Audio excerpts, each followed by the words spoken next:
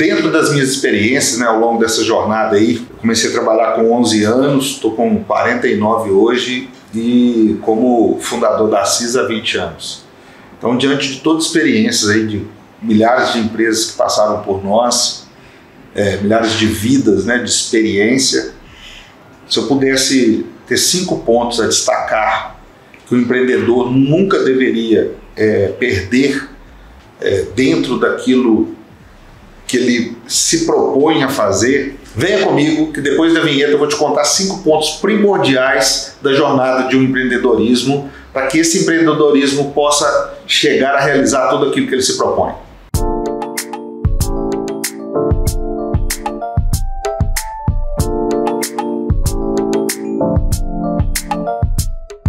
Primeira delas, o empreendedor tem que acreditar, tem que ter uma crença e valor muito forte naquilo que ele se propõe. E lembrando que propósito virou um tema hoje muito simplificado no mundo da internet, todo mundo fala de propósito hoje, mas para se ter propósito precisa ter alicerces muito bem feitos para que isso dê sustentação a esse projeto. Então vamos lá, se eu não acredito de fato, ou se eu vou fazer alguma coisa simples puramente para ganhar dinheiro, ou simples porque é uma cópia de alguém que está fazendo, que está dando certo, ou sem profundidade, ou seja, eu não conheço aquele tema, mas é um tema de moda, né? A gente que já viu vários filmes, eu brinco assim, quando você tem 20 anos de empresa, hoje todo mundo quer viver de selfie, né? Bater uma foto e chegar à conclusão de um todo.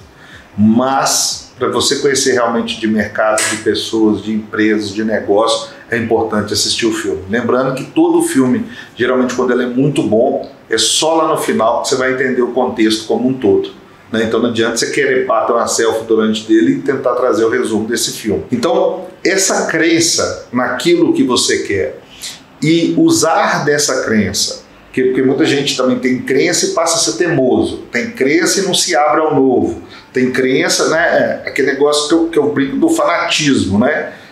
Sem isso, ter valor naquilo, mas quando eu falo valor, eu não estou falando só de monetário, ou seja, aquilo de fato impactar vidas, aquilo de fato trazer benefício para a comunidade, para ele, para as pessoas que se envolvem naquilo, aquilo de fato gerar para o meio comum, para os stakeholders, né, que nada mais são do que as partes relacionadas, comunidade, fornecedor, cliente, governo, tudo isso, que puder colaborar, ter esse valor de uma forma mais macro, isso sim é um dos passos primordiais, é um dos pilares que qualquer empreendedor precisa de ter e de praticar durante essa missão.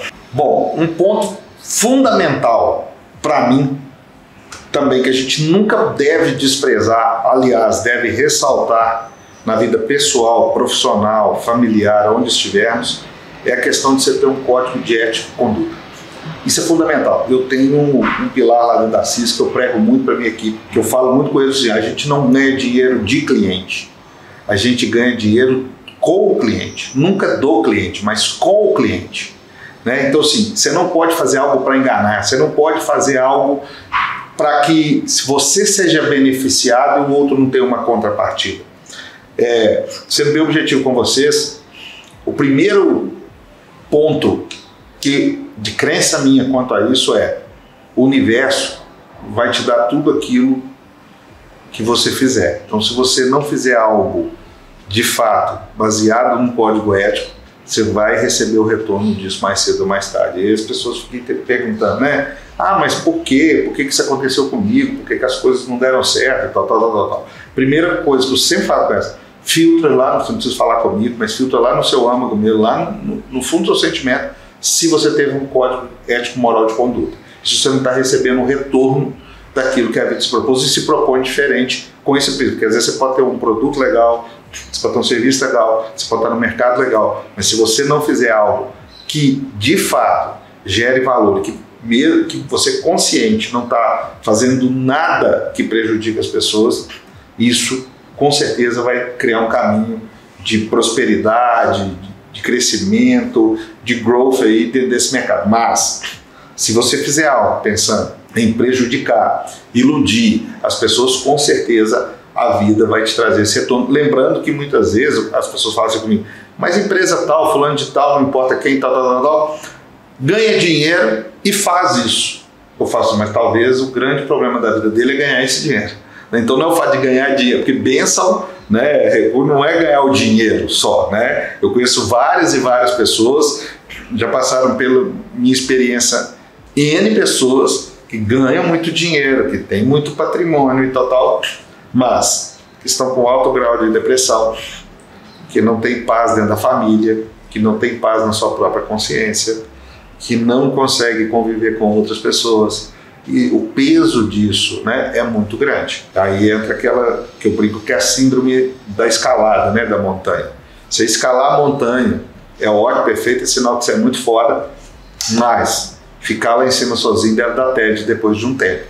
E aí é a hora de você voltar, criar o caminho, as pontes, a segurança para aqueles que não têm a mesma expertise que você, aqueles que não conseguem fazer você dar a mão e fazer com que eles tenham a mesma visão. Eu acho que isso é fundamental para que o empreendedor possa prosperar. Dentro das minhas experiências, um ponto importante, né, que eu cito muito é o seguinte: não adianta visão sem relação, ou seja, não adianta eu ter a melhor visão do mundo de um processo, de um produto, de um serviço, de qualquer coisa de mercado, se eu não conseguir construir o caminho para chegar nessa visão. Da mesma forma que não adianta eu sair construindo de qualquer forma, né, que eu vou gastar muita energia, muito capital, sem lá na frente saber onde que eu quero chegar. Então, esse pilar entre visão e construção é a base da relação mesmo, ou seja, eu tenho que visualizar e eu tenho que fazer as coisas acontecerem, seja buscando parceiros, trabalhando com os meus colaboradores, aprendendo cada dia mais, buscando cursos, treinamentos, referências, mentorias, aonde eu possa fazer essas coisas acontecerem. Muitas vezes eu falo, mas eu tenho uma visão, eu aprendi isso, eu consigo ser visionário na frente de todo mundo, eu já tinha pensado nisso antes da pessoa. Beleza, você pensou num monte de coisa. Se você olhar a história, por exemplo, do mundo startup ou de produtos, várias coisas têm o seu time. E esse time pode ser que você teve uma visão muito antes daquele tempo de acontecer e não foi possível acontecer, ou deixou passar o tempo onde alguma pessoa conseguiu acelerar isso, né? Então, assim, entre visão e construção, precisa ter um equilíbrio, uma busca constante desse equilíbrio. Por quê? Porque mercado, pessoas só vão acreditar naquilo que tem consistência, né? Então, se eu estou há 3 anos, 5 anos, 10 anos, só tenho visão, mas eu não põe nada em pé, eu não faço as coisas acontecerem, eu vou perdendo credibilidade. E da mesma forma, se eu usar recursos, capital humano, né, capital, dinheiro de outras pessoas, e isso não ter só a construção ali, não gerar o pilar das outras pessoas, tenham a visão daquilo como um bom negócio, também isso vai ficar posto sem nenhuma utilidade ou sem gerar aquilo que deveria ter acontecido ao longo dessa jornada, né? Então fica a dica aí de visão e relação junto, construindo e tendo um equilíbrio. Obviamente que horas você pode parar, dar uma pavimentada, mudar, pivotar ali, mas tem que ter um caminho de jornada construído sempre. Tem uma palavra hoje que virou modismo, né, que é resiliência. Resiliência é o fato de você conseguir, sempre quando você toma um tombo, sempre quando você passa por alguma coisa muito forte ou pesada que te joga para baixo, você conseguir se reconstruir, né, e continuar fazendo isso ao longo de um tempo. É como se a gente fosse uma fênix, né, renascendo aí sempre das cinzas. Bom, a resiliência no mundo empresarial, eu falo que essa palavra é muito importante desde que o empresário aprenda com os próprios erros. Porque também o que a gente percebe é que tem pessoas que vão errando, erra de novo o mesmo erro, terceira vez o mesmo erro, quarta vez o mesmo erro, e aí não funciona, né? A gente não tem problema errar, não tem problema cair, não tem problema você passar por desafios. A questão é assim, qual aprendizado fica com essas missões? E aí o seguinte, lembrando que, vou dar um exemplo da Assis, hoje mais de 90% das empresas que a gente atua estão em crescimento, ganhando dinheiro, fazendo patrimônio, crescendo em mercado, share, nome, marca, tudo. Beleza. E as pessoas falam assim, então essa empresa não tem problema. Cara, tem 1 milhão. A dor do crescimento no Brasil, ela é gigante. maior do que às vezes das empresas que caem por perca de contrato, por alguns outros problemas. Por quê? Porque cada nova etapa, cada novo pilar, cada novo patamar, melhor dizendo, que ela sobrepõe, são desafios novos. Eu brinco muito, né, quando as pessoas vão pedir propostas, a gente vai conversar comercialmente, tá bom, qual que é o cronograma de entrega dos seus trabalhos, qual que é o princípio, meio e fim? Eu falo, não tem. Mas como que não tem? Eu falo, a sua empresa tem princípio, meio e fim? Os seus projetos? A empresa, imagina o seguinte, uma empresa que cresce muito, rapidamente, ela automaticamente não vai ser aquela mesma empresa de quando ela se lançou ali. Tudo que se transforma, pessoas, processos, mercado, não tem fim. E se você olhar na história, todas as empresas que chegaram a um determinado ponto e falaram assim, eu não preciso crescer mais, eu não quero saber de mercado, caíram em derrocada. E nós temos N mil exemplos de empresas que eram as maiores do planeta, as maiores do setor, as maiores de um país, de uma determinada região, e que hoje nem existem mais, né? Exatamente por não ter a visão de continuidade. Então você tem que ter resiliência até mesmo para não cair no comodismo do crescimento e do sucesso, do ego e da vaidade, né? Diante desse sucesso, ou da grana que está entrando, ou do lucro que está acontecendo naquele momento, e achar que aquilo ali está tudo certo, eu não preciso de me reinventar, não preciso de buscar, não preciso de aprender, não preciso de novamente aceitar e fazer novos desafios diante do mesmo projeto que está sendo de sucesso, de ganho, né? Teoricamente ali para aquele momento uma conquista, mas uma conquista, eu falo como eu assim, uma coisa é você chegar, outra coisa é você se manter, e o maior desafio na minha visão é se manter. Bom, e o quinto ponto, né, pilar aí dessa jornada do empreendedor, que eu destaco muito, aí diante, né, eu citei 4 pontos anteriores de situações, né, que eu acredito que eles precisam caminhar, romper, mas tem esse é mais intrínseco, né, é mais próprio, que é qual? A jornada da gente deixar de ser dono para ser investidor. Se vocês me perguntarem hoje, talvez essa seja a minha maior missão dentro da Assis. Eu tenho um time que está muito plugado dos clientes, que faz as coisas acontecer nas operações, no mercado.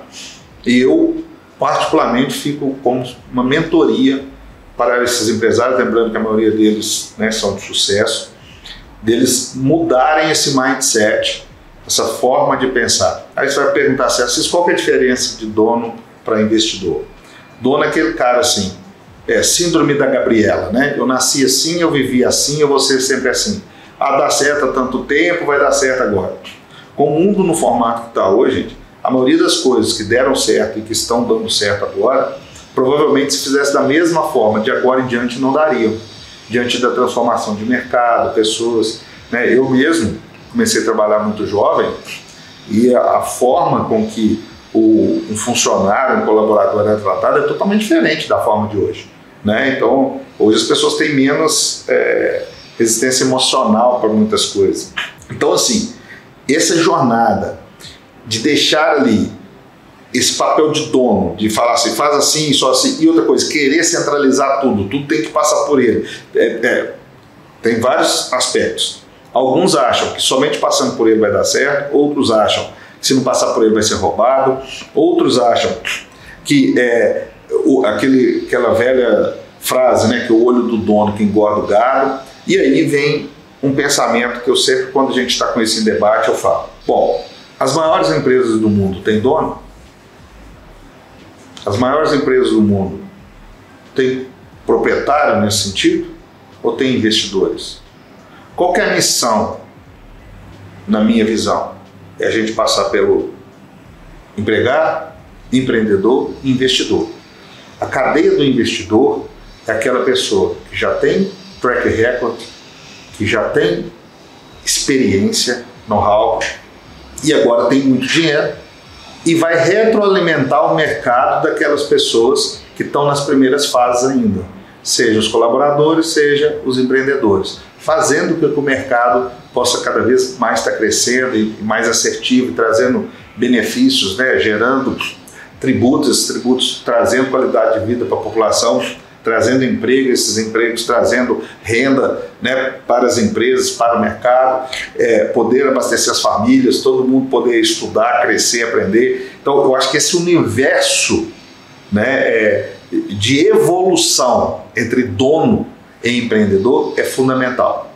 O empreendedor, ele vai estar na base de projetos, ou seja, ele vai pedir a apresentação de projetos, ele pode investir em centenas de empresas ao mesmo tempo e vai ter um filtro, né, uma posição, a gente trabalha muito com investidores, de filtrar se aqueles projetos estão dando certo, não precisa de correções, preciso de algumas mudanças ali para que tudo possa acontecer lá na frente e gerar a expectativa daquilo que foi feito, né? E o dono, ele vai estar ali, ele é cara que não pode tirar férias, não pode morrer, se ele morrer a família não sabe nem por onde passa as questões da empresa, enquanto o investidor vai deixar o capital dele gerando valor, né, em vários shares de mercado, em várias possibilidades de empresa. Tem investidor desde startup até as multinacionais.